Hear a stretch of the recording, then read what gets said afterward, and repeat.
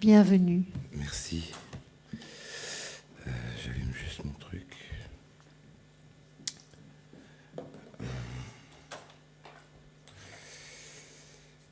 Voilà.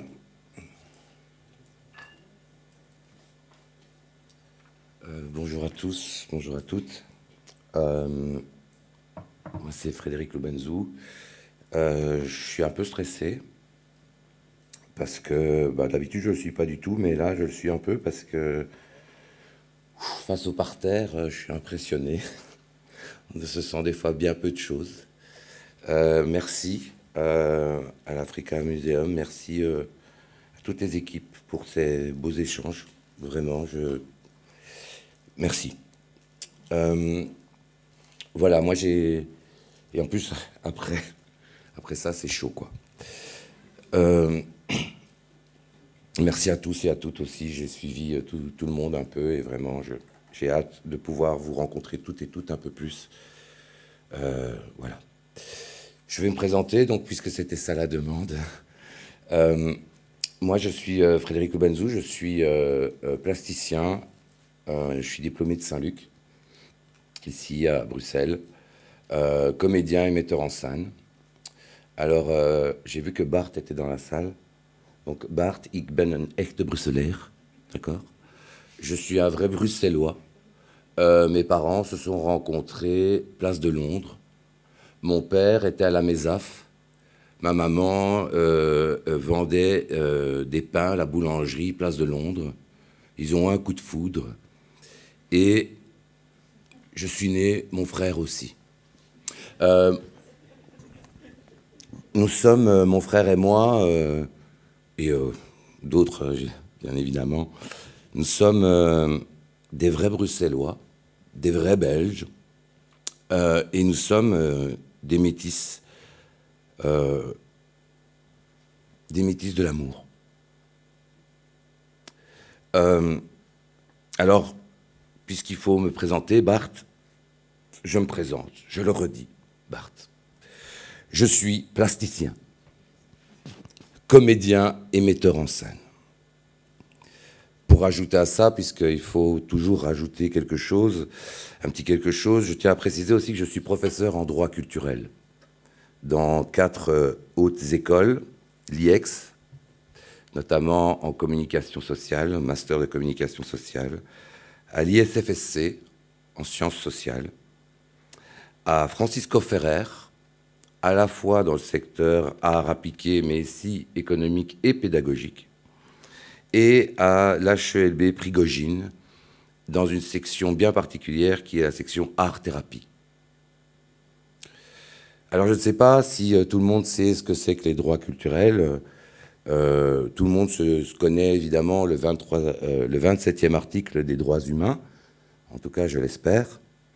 Cet article dit que, on va dire globalement, que l'art doit être accessible à tous. En 2007, à Fribourg, certaines personnes, enfin les nations, se sont réunies pour réévaluer en fait cet article-là et se sont dit qu'il fallait rajouter peut-être une notion importante, c'est que si l'art doit être accessible à tous, il doit être fait par tous, avec tous. Il n'y a pas de dominant dans la culture. Toutes les notes de musique sont importantes dans un concert. Peut-être qu'il y a plus de violon dans cette œuvre-là, mais la cymbale qui attend comme ça,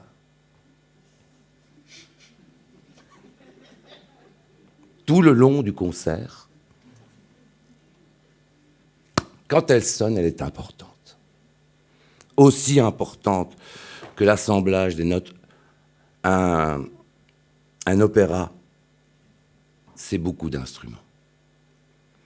Et les droits culturels, c'est un peu ça. C'est de dire que maintenant, il est important, et attention, je tiens à rappeler que c'est dans les droits humains, il est important que tout le monde puisse faire partie de cette culture, et de cette culture dite générale.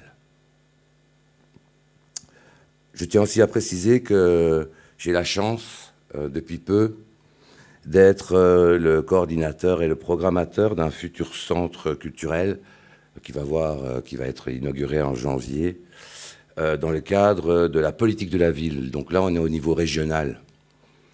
Hein, une action de terrain pour mettre en valeur les droits culturels, justement, des 16-29 ans.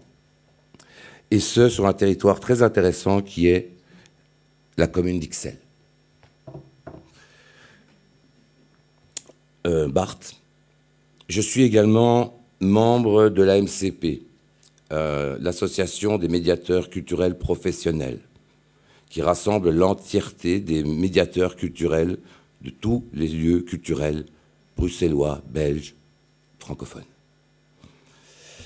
Je suis aussi membre du Community of Art. Community of Art, c'est une association que j'ai faite avec mon frère, qui est neurochirurgien. Ça va ? Qui a pour initiative de mettre en valeur les artistes et les citoyens, quels qu'ils soient. De temps en temps, c'est les mêmes personnes. Un artiste, des fois, se sent citoyen, et des fois, il y a des degrés. Mais surtout, je tiens à dire que je suis membre de Afropean Project, ASBL. Afropean Project, c'est une association qui est née, en fait, de la volonté d'interroger le rapport qu'il existe, les rapports qui existent, qui ont existé, qui existeront entre l'Afrique et l'Europe. Nous avons ensuite très vite enchaîné sur, évidemment, ouvert notre champ d'action, de réflexion autour des rapports de domination en général et, évidemment, nous avons basculé vers les droits culturels. Cette association s'intéresse à la fois sur les champs politiques, économiques, sociaux, pédagogiques et culturels. Moi, j'ai l'honneur d'être le chargé du pôle éducation et culture. Les actions sont menées à la fois sur les secteurs associatifs, en éducation permanente, dans les milieux scolaires, les hautes écoles, des actions pédagogiques, artistiques et citoyennes. Alors ça prend des formes diverses et variées. C'est des workshops, c'est des laboratoires publics, c'est des expériences sociales que l'on mène, des expériences sociétales, mais surtout des actions de médiation culturelle. Des projets à la fois ponctuels, récurrents, avec une idée de durabilité, en tout cas en termes de réflexion constructive. Les projets ont été à la fois soutenus tant par Africalia, la COCOF, le PCI, la Commission transversale pluridisciplinaire. Et nous avons eu on a eu le courage, ou je ne sais pas, en tout cas l'envie, qui s'est avérée payante, de créer un festival que nous avons appelé Nos Métissages. Alors le rapport avec l'Africa Museum, on y vient. L'Africa Museum, moi je le connais parce que j'ai été dans l'équipe de direction du Théâtre Varia et à ce titre-là, j'ai fait partie de NACA, Networking for Africa Cultural Activities. C'était très intéressant parce que la première fois où j'étais dans ce bureau, il y avait que des Blancs.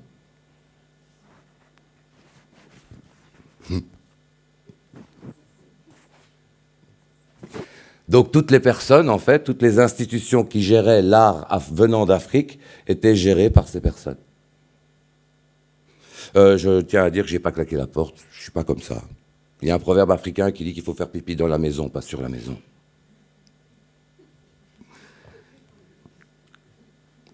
Donc, nous avons mené des actions, et ces actions, finalement, ont été des actions de consultance, et puis d'action aussi. Hein. D'ailleurs, je rappelle, et Ayoko, je pense, est là pour le dire, l'Afropolitan Festival s'est d'abord appelé Afropean Plus Festival. On n'est pas fiers. Et Afropolitan Festival aussi, dans la suite, que nous avons accompagné, pour lequel nous avons de temps en temps implémenté, ou voire, nous avons été consultés.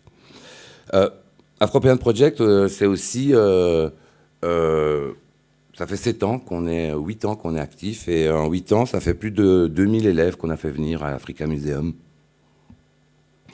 Parce qu'on avait, dans le cadre de nos projets, COCOF, on a mené des projets, et chaque fois qu'on a mené un projet, on a mis l'Africa Museum comme partenaire. On a la chance d'avoir 2 de nos membres parmi vos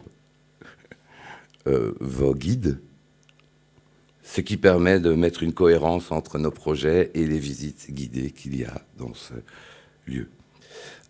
Juste pour précision, les projets qu'on a menés, ce sont surtout des projets de coaching à la lecture publique. En tant que comédien, je vais dans les écoles et je coach les personnes à lire des textes en public, et j'ai eu cette pertinence ou cette impertinence d'aller dans les cours de français, non pas avec Camus ou Molière ou que sais-je, mais plutôt avec Sonny Laboutancy, Léonora Miano, Frantz Fanon. Ces lectures publiques ont toujours été accompagnées de débats philosophiques. Et on a eu la chance, et je remercie vraiment toutes les équipes, que certains de ces textes ont pu être lus, dits, filmés par des jeunes au milieu de l'Africa Museum, ce qui a donné un sens tout à fait différent à ces paroles, à ces écrits, ou en tout cas un sens particulier.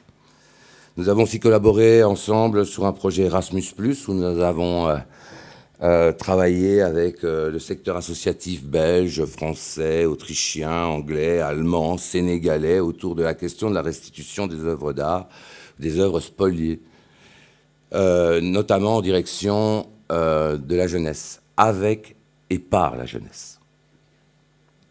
Alors voilà, ça c'est ce qu'on a fait. Alors j'ai la chance, je suis très content. Tout ça c'est fait avec des entités, avec des associations, mais je suis aussi un être humain, seul, de temps en temps. Et Fredo, l'artiste résident, lui, en fait, il a un projet ici, dans ce musée. Et pour ça, il a mis en place plusieurs choses. J'ai créé une compagnie de théâtre qui s'appelle Colibri. J'ai créé un spectacle qui s'appelle Du blanc au noir, qui est un spectacle, en fait, qui est plutôt une médiation culturelle spectaculaire autour de mon parcours, un peu, du parcours du bruxellois, mais le bruxellois qui, d'un seul coup, est confronté à l'art, ou en tout cas que l'art aide à sortir de la rue, que l'art aide à émanciper, l'art plastique, les théâtres, tout ça, qui revient sur 25 ans de carrière et des confrontations immédiates, imminentes, en mode professionnel, simplement que voilà, et là je tiens à le dire à tout le monde ici maintenant, désolé, je vais peut-être vous choquer, mais mesdames et messieurs, je ne suis pas blanc. Mesdames et messieurs, je ne suis pas noir. Mesdames et messieurs, je suis à 100% européen et à 100% africain. Désolé, je suis un être à 200%.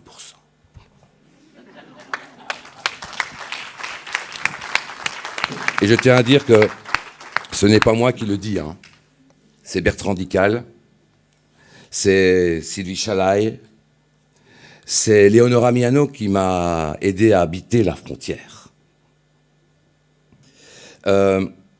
J'ai cette chance, il est là. En fait, tout vient d'un endroit. Dans mon parcours, c'est ce livre. Et c'est le livre sur lequel je travaille actuellement ici à l'Africa Museum.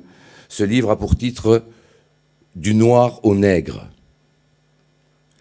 L'image des Noirs au théâtre de 1550 à 1960. Écrit par Sylvie Chalaï, professeure à la Sorbonne, spécialiste des dramaturgies ACP, Afrique, Caraïbes, Pacifique, femme de Kofi Koolé. Une référence. Ce livre, vous pouvez le voir, hein, je l'ai malaxé, matraxé, je l'ai mangé, au propre comme au figuré. Il m'a appris beaucoup de choses, il m'a surtout fait comprendre pourquoi, dans mes 3 premiers spectacles, le metteur en scène me demandait toujours de jouer pieds nus et accroupi.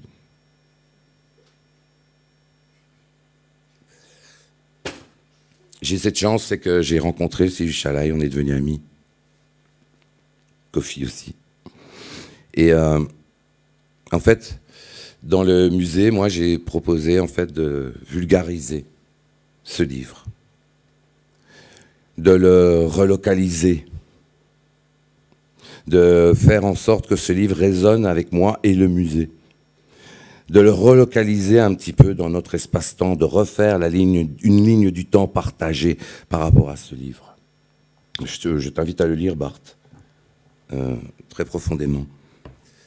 Je suis aussi ici actuellement à Africa Museum avec une idée folle, peut-être, et qui existe, et qui est ma première vraie rencontre avec l'Africa Museum. Parce que tout petit, un jour, je suis venu à Africa Museum et figurez-vous que j'ai rencontré Bambi Kuppens. J'ai été vers elle parce qu'elle me ressemblait. Et la première question que je lui ai posée, c'est où sont les métis dans le musée? Et elle m'a sorti une petite fiche dans un coin. Heureusement, depuis, l'AMB est passé par là. L'Association des Métis de Belgique se sont enfin mis ensemble et on t'a montré qu'on s'est allé loin. Les excuses du Premier ministre, les excuses de l'Église. Maintenant, moi, ma question, c'est quid de la place des Métis dans le musée? Quid de nous? L'idée, c'est d'être... je terminerai avec ça. Chez les comédiens, on nous apprend beaucoup de choses. Des trucs un peu bizarres. Et des trucs qui nous servent des fois très profondément. On nous dit en tant que comédien qu'on doit être ours dans les pieds. Oiseau dans la tête. Et poisson dans le bassin. Ça veut dire quoi? Qu'on doit être ancré dans notre terre. Nos terres. Qu'on doit avoir de grandes idées pour le futur. Il va falloir, entre-temps, rester souple. Pour faire passer de la terre au cœur et au ciel l'ensemble des réflexions qui nous traversent. Nous ne formons qu'une seule humanité. Nous sommes génétiquement tous métis.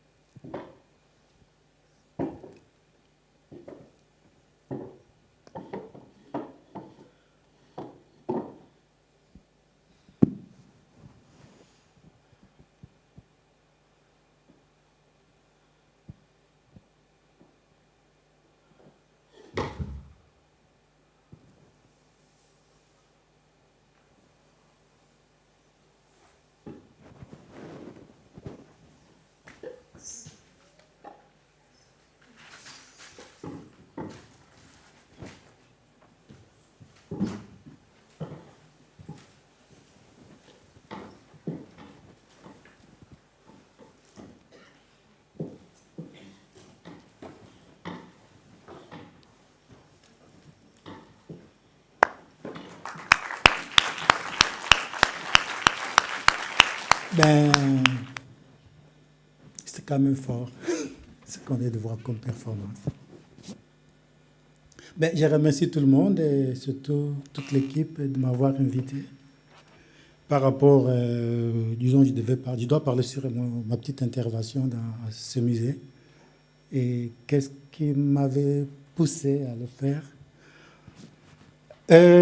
Comme j'aime bien commencer, donc mon travail par rapport à la réappropriation, c'est toucher directement le bâtiment, cet ancien bâtiment. Donc, je vous demanderai peut-être pour ceux qui sont curieux de sentir la même sensation que j'ai sentie chaque fois quand je vais au cafétéria en haut. J'ai l'impression d'avoir un cadre dans un autre cadre. C'est-à-dire, on a la baie vitrée avec un grand châssis. Et ce châssis-là devient comme une carte postale où on voit l'ancien bâtiment qui devient comme une espèce d'une mémoire, comme ça, comme une carte postale qui flotte. C'est l'idée qui est en écho avec mon intervention dans la rotonde. Là, pour moi, ça pose des questions aussi d'identité. Dans quel sens? Est-ce que, quand on a commencé à faire la restauration de ce bâtiment, de ce musée, est-ce qu'on doit détruire l'ancien bâtiment? On doit refaire un nouveau? C'est des questions que je m'étais aussi posées et que je me suis toujours posées. Je me suis toujours dit, ben, c'est facile de tout déboulonner systématiquement. De grands monuments qui touchent l'idée coloniale ou post-coloniale dans l'espace public. C'est trop facile pour moi. C'est aussi facile d'écrire de nouvelles histoires. D'écrire de nouvelles histoires. Effacer tout. Est-ce qu'en effaçant, on va oublier? Je ne crois pas. Donc, dans mon intervention,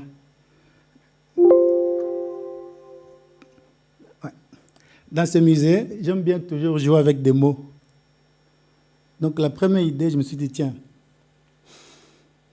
depuis quelques années, je me suis toujours senti mal à l'aise avec l'idée de ces mots réparation, c'est que ça peut donner.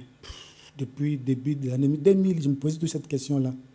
Parce que dans mon travail, j'ai toujours développé cette idée de la dignité humaine. De ces rapports, la notion de horizontalité est toujours présente dans mon travail. Je ne peux pas supporter quelqu'un d'autre qui se met sur un piédestal, regarder l'autre et déconsidérer l'autre. Mais par contre, quand je vois dans l'idée le mot réparation, j'avais toute cette sensation-là. Je me dis, quel mot je peux utiliser qui peut donner plus ou moins le même sens que la réparation, où on aura l'idée d'horizontalité, l'idée de la dignité, de respect des dignités des différentes communautés, dignité dans tous les sens. Alors, je m'étais amusé, dans le dictionnaire de Proximi, je clique le mot réparation. En prenant le mot réparation, des fois on allait tomber jusqu'à le cabaret, on a dit tiens, c'est intéressant. Alors je dis, ben, quel mot que je pourrais prendre qui gardera encore plus ou moins la même notion? Là, je me suis dit, je prends le mot restauration, qui est au milieu. Pourquoi j'ai choisi le mot restauration? C'est puis ça me faisait tout de suite penser à l'idée du bateau de Thésée dans la légende grecque. Thésée, le fils du roi Égée qui a donné le nom de la mer Égée. Et dès son retour après la victoire, avant d'avoir conquis le Minotaure, il est retourné à Athènes avec son bateau qu'on a placé comme un mémorial. Et l'idée qu'on employait, qu'on disait que ces bateaux, il était trop fragile, avec le temps, il s'est détériorisé. Alors on remplaçait chaque fois une pièce de bois. Et ça, je trouve ça très intéressant. C'est l'idée de ne pas conscient. On garde toujours ce concept du bateau, mais l'identité peut changer. 1000 ans plus tard, le bateau a été complètement au niveau de matière, ce n'était plus le même bois, mais l'idée du bateau était là. Ça m'intéresse par rapport à cette notion. C'est comme ça que j'ai travaillé dans le musée de Terre-Viren, l'idée de calque, l'idée de proposition des superpositions des voiles. C'est ce que j'appelle restore. C'est le mot, en fait, c'est le mot qui vient de la...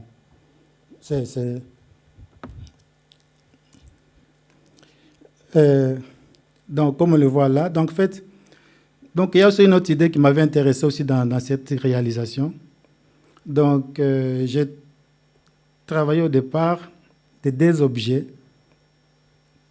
que j'ai fait au départ. En fait, il y a une tête que j'ai fait, en fait, une tête d'un Africain comme un objet. En fait, ce qui m'intéresse, c'était de tout faire aussi à la main, de tout fabriquer, mais de ne pas avoir l'intervention de quelqu'un d'autre. Puisque l'idée d'inviter d'autres personnes, j'avais l'idée aussi de travailler dans le concept d'art contemporain, donc j'ai invité des gens. J'ai trouvé que c'était l'idée de mettre encore les notions de capitalisme, de dominer encore l'autre. Alors, mon défi, c'était de le faire soi-même et d'exploiter des éléments du passé, comme la tête de Luzinga, qui représente une histoire très triste du Congo, de la grandie de l'Izumé. Comme ça, on met dans notre mémoire l'idée du passé qui est toujours présent. Et la tête qui était en face, c'était pour, disons, donner l'idée de... ouais. La tête qui était en face, c'était pour un peu se projeter un peu dans le futur. Alors, l'autre partie que j'ai faite, c'était l'intervention. Comme je ne voulais pas déboulonner, enlever toutes les pièces de sculpture qui étaient, qui contenaient beaucoup de messages très stéréotypés. Donc, je travaille toujours dans l'idée de remettre encore des couches, c'est-à-dire j'ai invité encore un artiste belge. Donc, je dis, ben, cette idée de la décoloniser, c'est quand même, ça touche l'inconscient collectif, donc ça ne vaut pas la peine que je le fasse tout seul. J'ai invité notre artiste dans sa qualité d'artiste à ce moment-là, pas comme quelqu'un que j'allais utiliser comme un ouvrier. Et je lui ai donné 8 images, et moi je travaille sur 8 images, on a mis des calques, on a fait notre relecture aussi par rapport à ces images qui sont là, tout en laissant la possibilité de lire ce qui est derrière. En fait, c'est l'idée que j'appelle ce projet Restore, en fait, c'était ça. Bon, pour ceux qui sont vraiment intéressés, il y a un livre qu'on vient de publier qui s'intitule Restore, là où j'ai beaucoup parlé, puis j'ai invité pas mal d'écrivains, de chercheurs dans le domaine qui est écrit dans le livre, en fait. En fait, c'est ça. Merci beaucoup, Émile. Bonsoir. Je m'appelle Bodisundi, comme c'est écrit là au-dessus et tout. En fait, mon prénom, c'est vraiment beau, genre comme vous le voyez, quoi. Et en gros, je suis honoré d'être ici, d'être invité dans ces musées en tant qu'artiste et aussi en tant que chercheur, en fait. Mon nom, en fait, est la symbiose du prénom de mon père et ma mère. Et en fait, mon père s'appelle Aubin et ma mère s'appelait Betty. Et donc, on a récupéré, en fait, ils ont récupéré les BE de Betty et les AU d'Aubin. Et donc, ça créait Beau.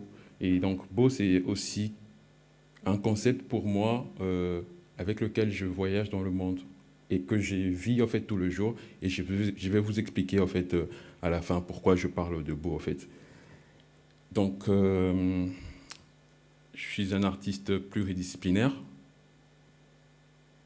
et je suis aussi un jeune curieux qui aime l'histoire, qui aime découvrir les choses. J'ai vécu et grandi à Kinshasa. En étant à Kinshasa, j'ai me posé des questions que je ne trouvais pas des réponses. Et en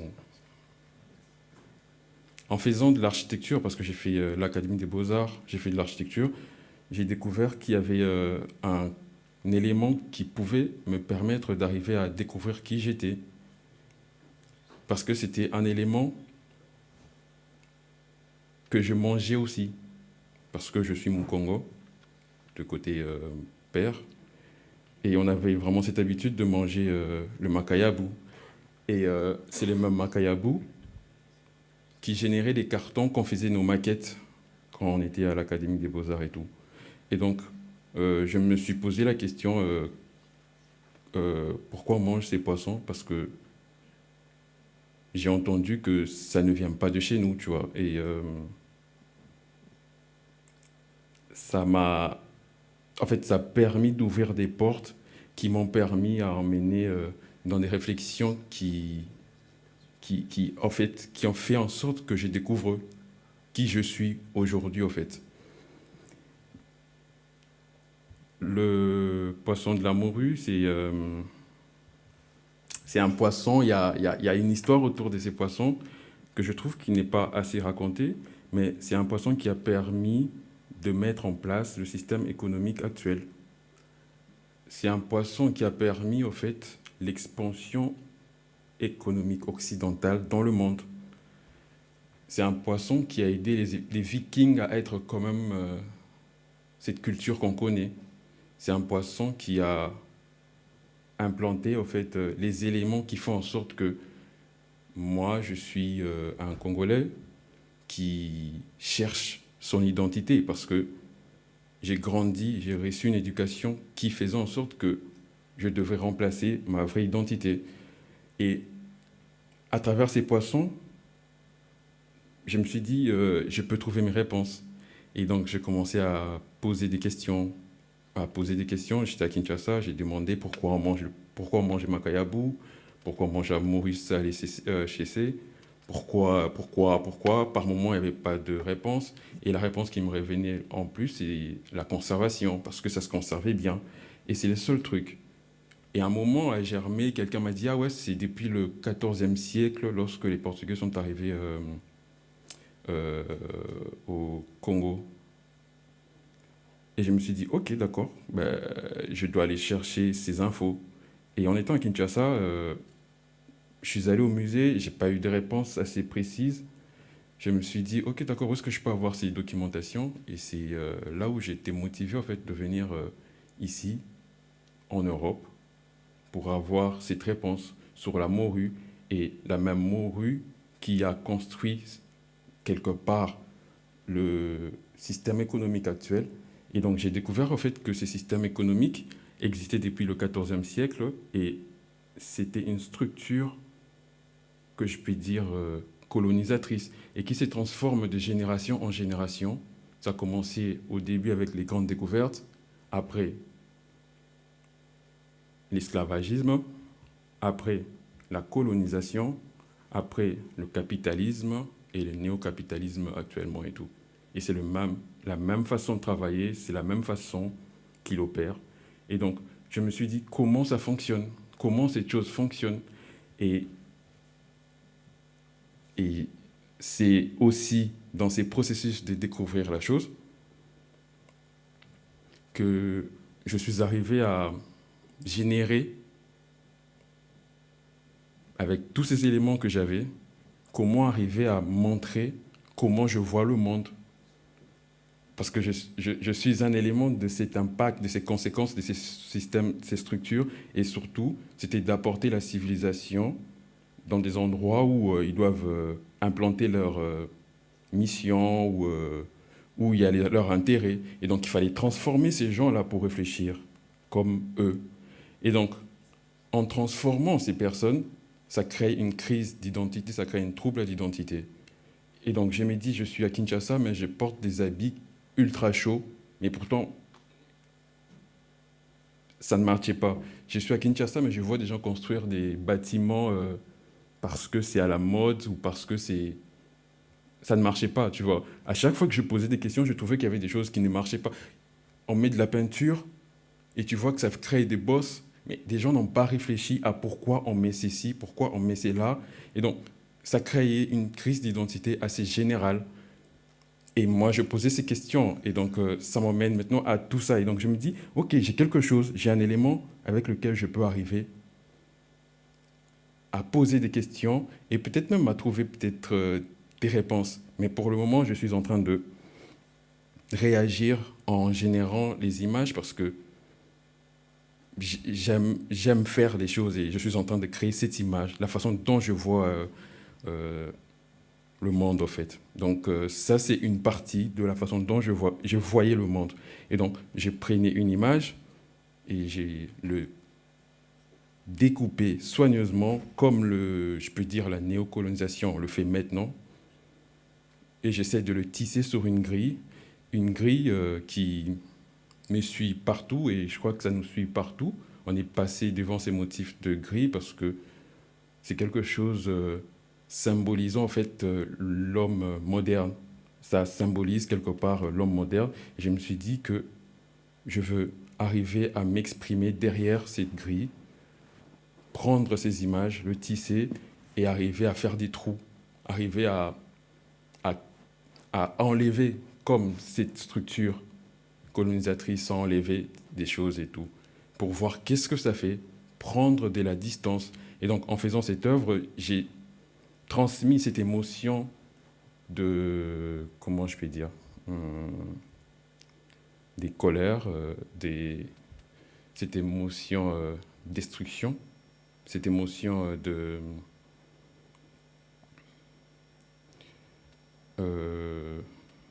fragilité, et pour voir qu'est-ce que ça fait d'être une personne qui vit dans cet espace. Et en venant ici, j'ai essayé de découvrir l'histoire de ces structures colonisatrices et comment ça fait que ça se répète jusqu'à aujourd'hui, comment ça fait que ça continue de vivre comme si c'était une plante, comme si c'était naturel. Et j'ai compris, en fait, ça fonctionne de la même façon qu'on crée une image, de la même façon qu'on respire, de la même façon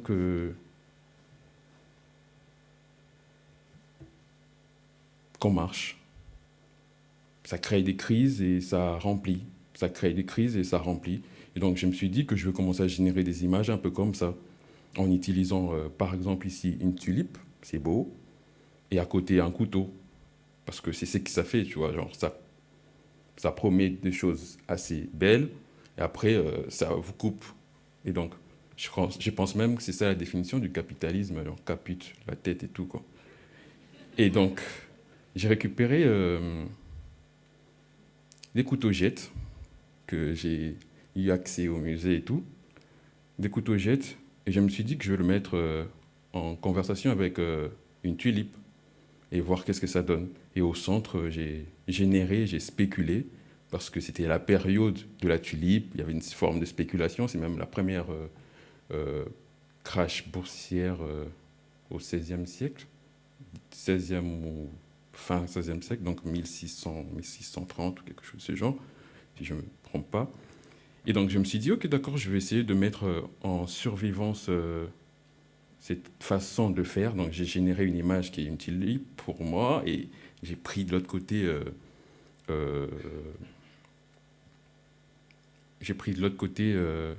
et j'ai généré une image aussi de cette façon que cette structure colonisatrice fonctionne. J'ai créé des couteaux-jettes. Et donc, il y a deux symboles quelque part ici, c'est que la tulipe avait une valeur monétaire et ces couteaux-jettes aussi avaient une valeur monétaire. Donc, je les ai mis en survivance pour voir qu'est-ce que ça donne. Et donc, en même temps, avec cette colère et tout, je me suis dit, d'accord, là, je suis en Europe et je rentre voir de mon point de vue personnel, qu'est-ce qui se passe après? Qu'est-ce qui se passe? Oui, j'ai découvert qu'est-ce qui fait ceci, j'ai découvert qu'est-ce qui fait cela. Je suis rentré, je suis allé à Ntiafumu.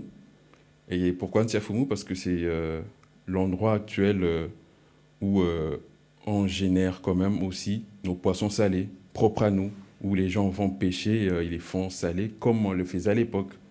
Et donc c'était quand même un endroit où il y avait une forme de résistance. Et je suis allé, et j'ai découvert en fait que à chaque fois qu'on détruit, la capacité qu'on met pour détruire sera la même capacité qu'on met pour remplir, en fait.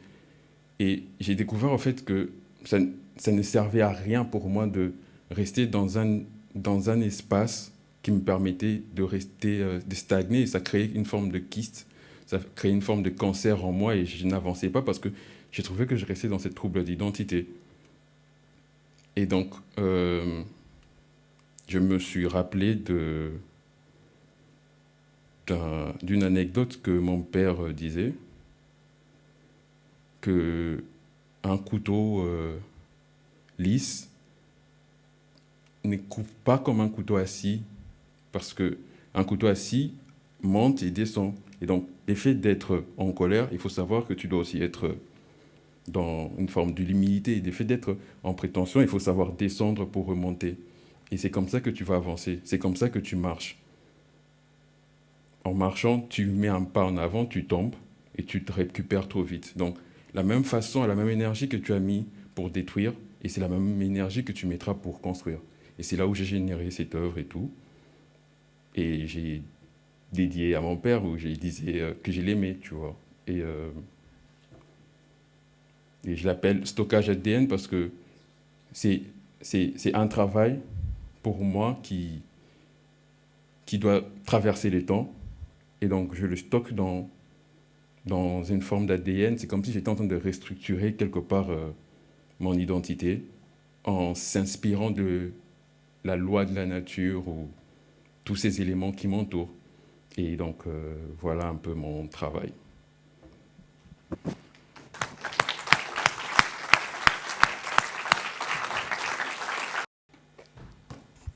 Bonjour, tout d'abord un grand merci pour l'invitation et l'organisation de cet événement.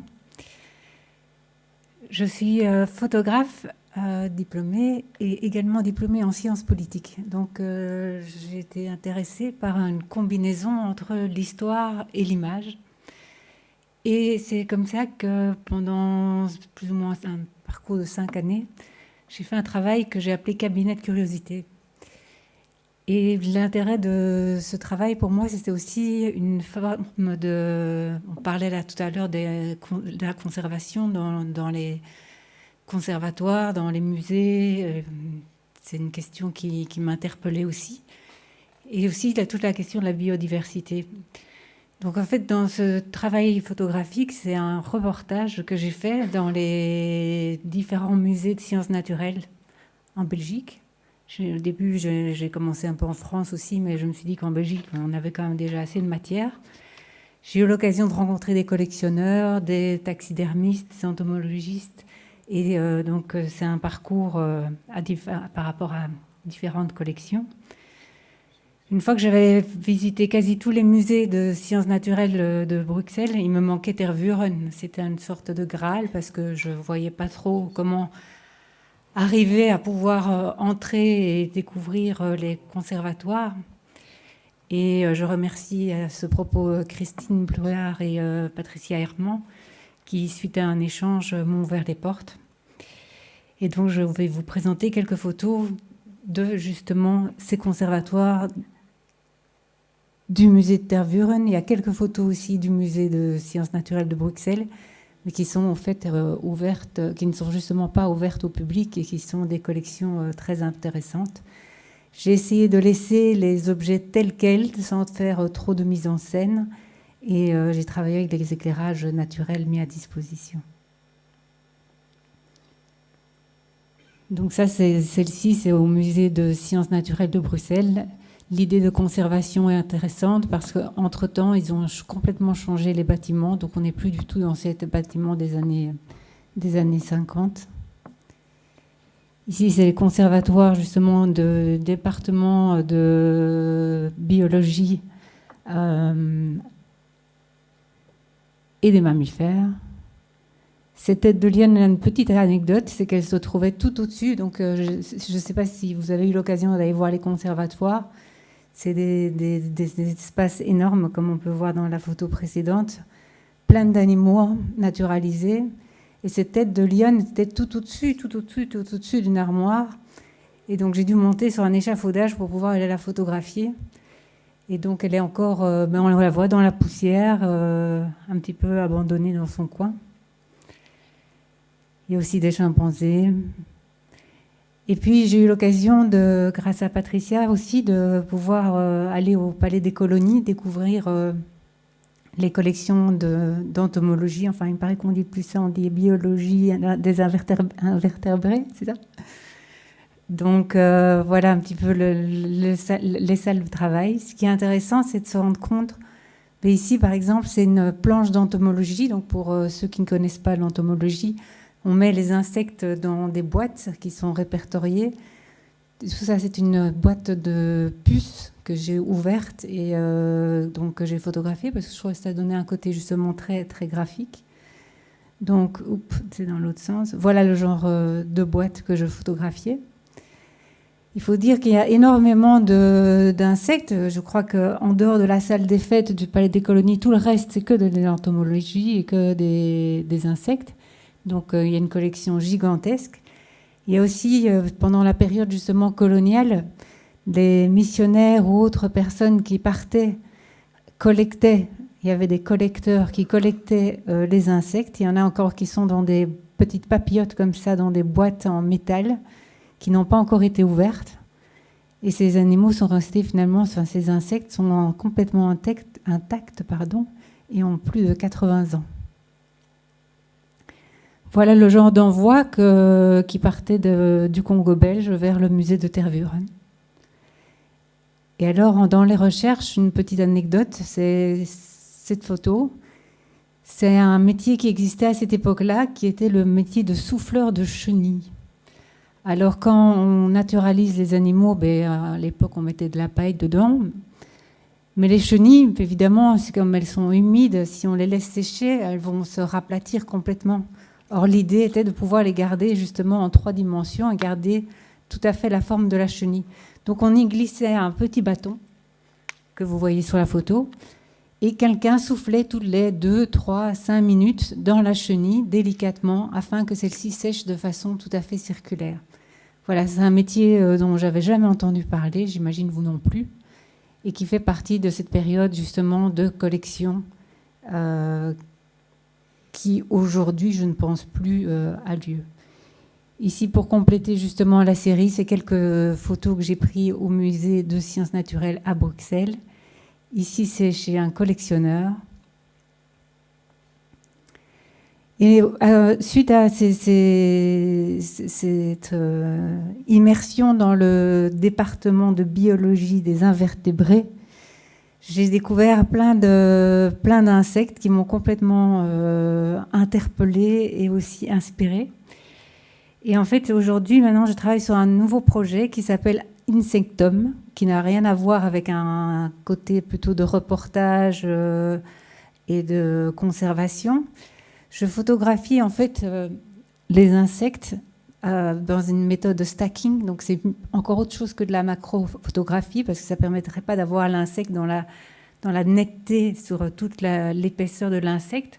Donc c'est une photographie qui est faite avec un appareil de macro et il y a l'appareil photo qui est mis sur une installation qui fait plus ou moins entre 10 et 20 photos par insecte.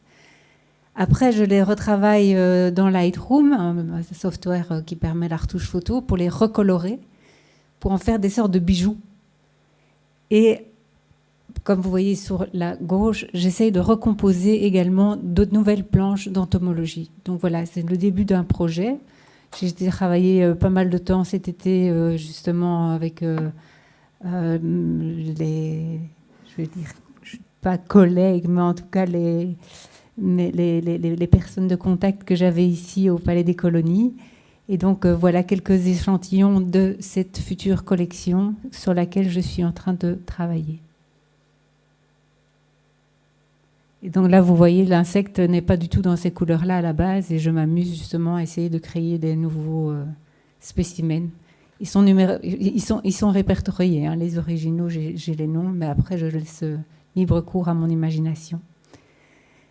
J'ai eu également, grâce à Patricia, eu l'occasion, parce que j'étais à la recherche niveau graphique de ce qui pouvait se trouver dans les collections, et grâce à Patricia, j'ai eu l'occasion également de pouvoir aller visiter la biologie du bois, où j'ai eu l'occasion de faire des photos de coupes microscopiques du bois. Et là, on rentre dans un univers complètement surréalistes, psychédéliques. C'est des peintures abstraites.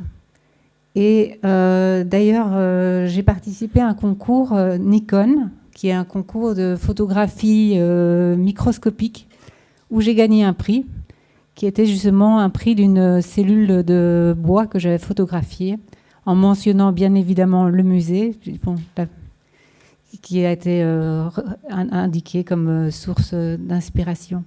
Mais donc voilà, finalement, mon sujet sort un peu des discussions d'aujourd'hui, mais le musée regorge aussi de collections qui permettent des images complètement hors du commun. Et je vous remercie pour votre attention.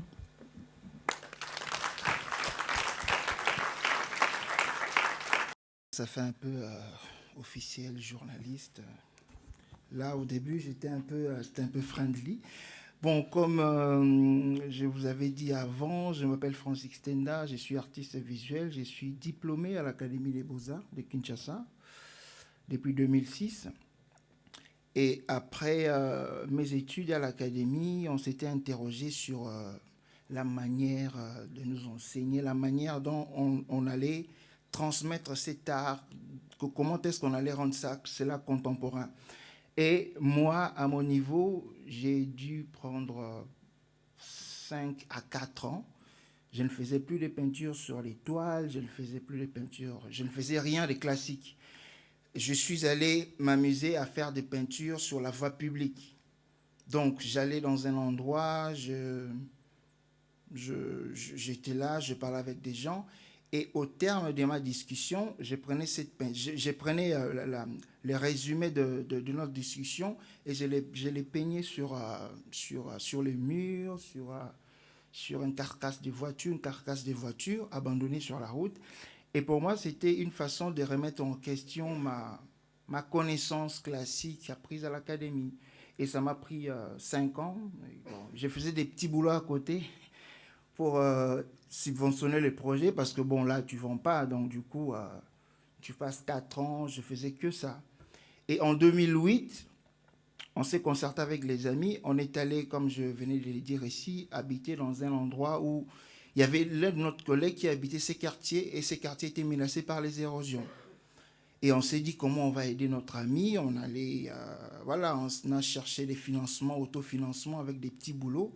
On était allé habiter là-bas pendant 9 à 1 année, donc 12 mois. On faisait des peintures sur les murs, des maisons semi-détruites et on récupérait les objets, les chaussures, les assiettes, des maisons semi-détruites. Et on a fait toute une série de photos sur ça et on l'a présenté à l'Institut français de Kinshasa. Et c'est là qu'on nous a connus parce que bon, on était étudiants, là j'ai rencontré beaucoup de gens, notamment l'artiste Aimé Pane. Il y avait plein d'artistes qui venaient nous rendre visite. Et donc, de là, en récupérant les objets usés de ces maisons-là, et moi, je me suis vraiment spécifié sur ça. Et donc, j'ai récupéré des boîtes, des aluminiums, tout ce qui avait trait à l'aluminium et aux chaussures et tout ça. Je me suis mis à faire des portraits avec ça.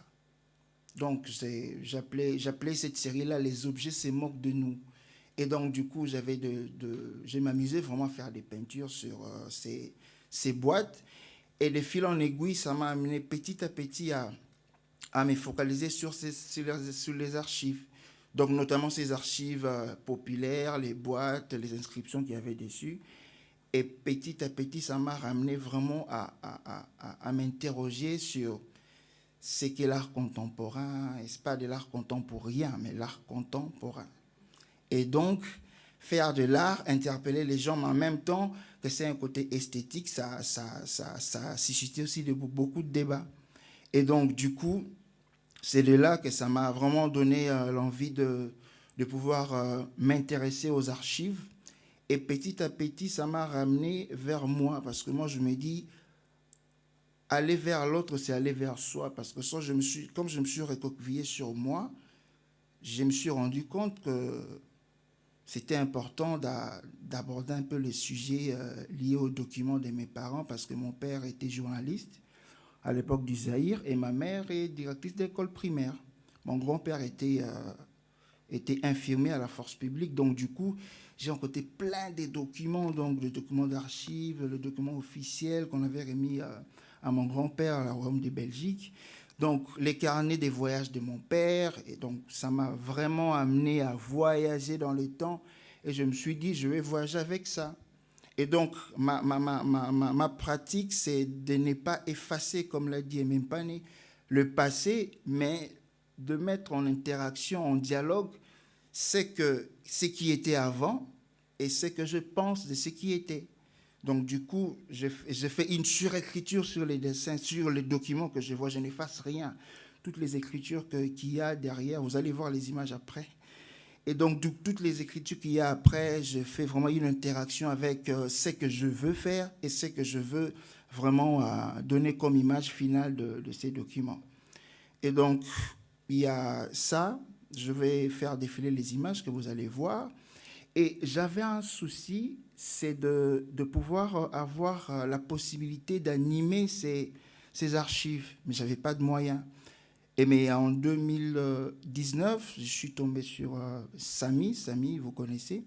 Et Rosa, c'est sa femme qui m'a donné les liens des graphes, oui. Et là, j'ai postulé pour... j'ai jamais fait d'animation des bouts en bout avant. J'ai postulé, on a retenu ma candidature. C'est là que j'ai créé un film qui s'appelle Kelasi.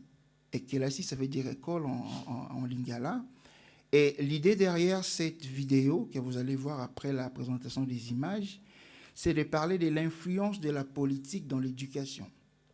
Et donc, je me suis amusé vraiment à animer les dessins que j'ai faits sur les archives. Et à côté de ça, j'ai aussi mis... je me suis aussi proposé, je me suis aussi donné le luxe de faire les commentaires des archives sonores que j'ai mis dans la vidéo. Et donc, du coup, là, ça m'a vraiment réjoui parce que je me disais, ces archives, elles sont là, elles sont belles. Il y a le côté plastique, le côté peinture, dessin, c'est bien. Mais j'avais vraiment le souci d'ajouter un côté cinématographique dans mon travail. Et je le fais. Et donc, du coup, là, je vais commencer à défiler avec ce que j'ai pu faire avant. Et mon tout récent projet que je viens de développer à la Rex Academy, je l'ai appelé Les Chocs et là. C'est inspiré du chocolat. Le chocolat, pour moi, le fève de cacao, pour moi, c'est un élément important pour créer un lien entre le peuple. Tout le monde mange du cacao, moi je mange du cacao, un Hongrois mange du cacao, mais ça vient de quelque part. Et ça m'a vraiment intéressé, j'ai vraiment lu beaucoup d'ouvrages par rapport à ça, et je me suis vraiment donné le luxe de mettre en relation les archives de ma mère, de mon père, et les cacaos. Et donc du coup, là j'ai commencé d'abord par le choc, comme j'ai dit que le projet s'appelle le choc est là, les chocs historiques, parler des conquistadors, parler de toute cette filière-là de chocolat qui a fait qu'on puisse exporter le fève des cacao, de là où c'était, partir en Afrique, venir ici. Et là, j'ai développé toute une série de peintures à grand format que j'ai exploité à la Rex Academy, que vous allez voir. Et donc, du coup, je vous laisse un peu le temps de voir ce que ça donne comme image dans mon travail.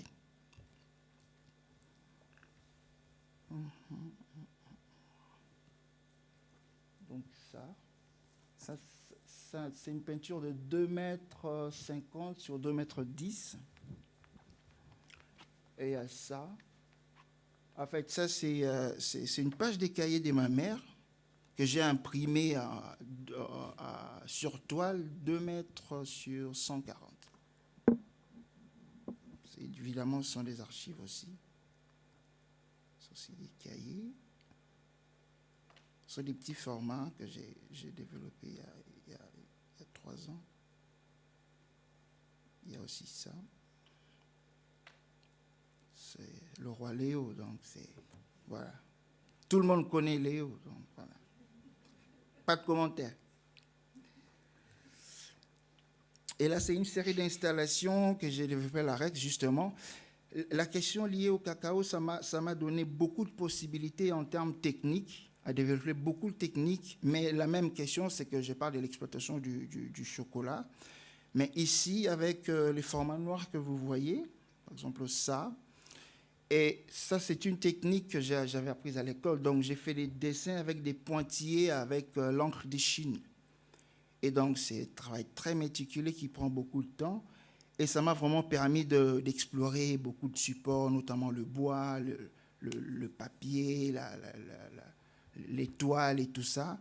Et donc, du coup, c'est ici, l'idée derrière, c'est de présenter le MAPS de chaque pays producteur de cacao comme des fenêtres, et à l'intérieur duquel on voit comment est-ce que l'exploitation artisanale s'est produite. Et ça, c'est une série, comme je vous ai dit, avec les boîtes de conserve. Donc, les objets se moquent de nous. Ça, c'est un travail que j'avais présenté à un musée à Basel en 2021. Donc, on travaille avec les aluminiums et c'est toujours la même pratique, que je laisse certains points visibles, mais je mets des images, je peux faire des portraits, je peux faire plein de choses, mais tout en laissant l'authenticité de l'objet. Ce sont des petits dessins aussi. C'est à la Fondation Montresor au Maroc. Ça, cette série, je l'ai appelée Madame la directrice parce que c'est vraiment les cahiers intégral de ma mère.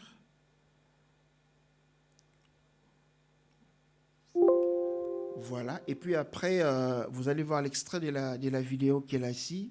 Sinon, je vous dis merci pour votre attention et bonne continuation. Merci. Merci Francis.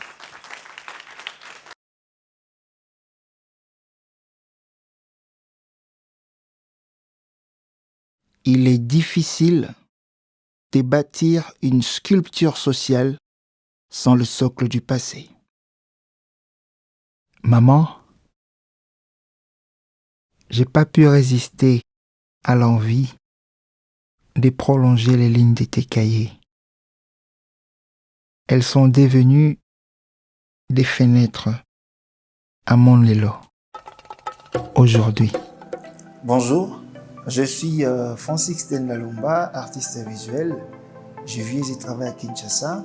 Je travaille en collaboration, ça fait 10 ans avec l'Equinar Studio, un projet de résidence d'artistes internationaux. On reçoit beaucoup d'artistes d'ailleurs et du pays. En ce qui concerne la vidéo Kelasi est inspirée par les archives de mes parents. Parce que ma mère est directrice d'école primaire à l'époque du Zaïre. Et je me suis inspiré de ces cahiers pour mettre des contrepoints en termes de dessin sur ces archives et puis après les animer. Bon, la vie, c'est comme une grande école où chacun de nous apprend des choses de la vie d'une manière ou d'une autre. Et les lignes que je mets sur les dessins qui construisent mes personnages, c'est une succession d'événements liés à une personne, à un vécu que je m'accapare, à un vécu que je ne connais pas. Et je me suis dit que chacun de nous a un parcours, et c'est ce parcours-là qui fait le caractère même spécifique d'un homme. Et du coup, c'est un peu l'idée derrière cette vidéo que vous allez voir les 10 minutes 36 secondes. Un seul parti politique à l'époque, le MPR, Parti État. C'est servi. C'est servi. Nous chanterons et danserons. Pour honorer notre vie et exprimer notre amour.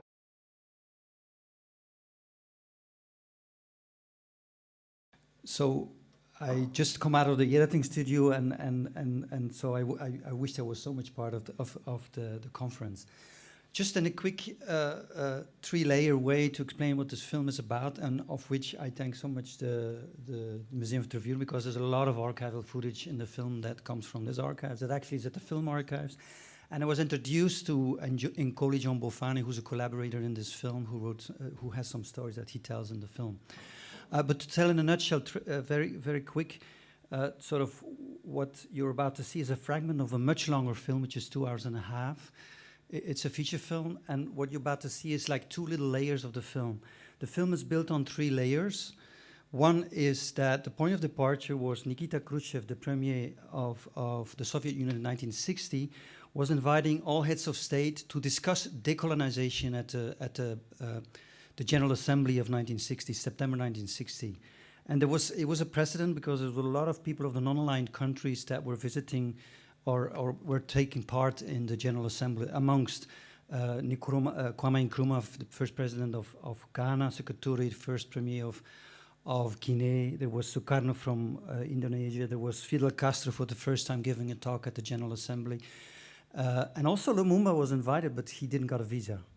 And so the flip side of this whole General Assembly is when Nikita Khrushchev was pounding his shoe on his UN desk and asking for the Secretary General Dag Hammarskjöld to resign. What I didn't know by researching that actually he was asking the Secretary General to resign because of actually the Congo crisis. And so when the decolonization vote, which he proposed and initiated, but which was taken on by the Global South and Afro-Asian Bloc, is that when the decolonization vote, Resolution 1514, was voted, the flip side is that the State Department of the United States was freaking out because at the same time that the General Assembly was partaking, 16 African countries, newly independent countries, were taking part in the United Nations for the first time.